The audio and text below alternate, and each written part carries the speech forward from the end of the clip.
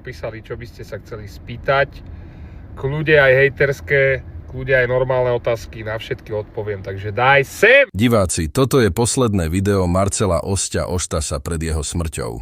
Ale predtým, než si ho pozriete, musím sa s vami podeliť o niektoré šokujúce a dôležité fakty, ktoré sa skrývajú za jeho náhlym odchodom.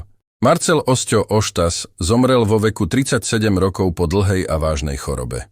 Ale toto nie je len obyčajný príbeh. Jeho choroba a posledné dni života skrývali momenty, ktoré mnohí fanúšikovia ani netušili. Začiatkom decembra 2025 sa po prvýkrát verejne zveril so svojím zdravotným stavom. Povedal, že šance sú veľmi nízke, no nevzdal sa.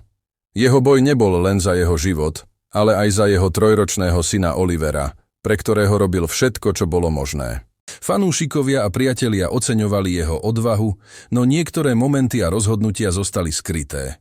A dnes uvidíte tie posledné okamihy, posledné video, v ktorom Marcel Osťa čelil realite svojich posledných dní.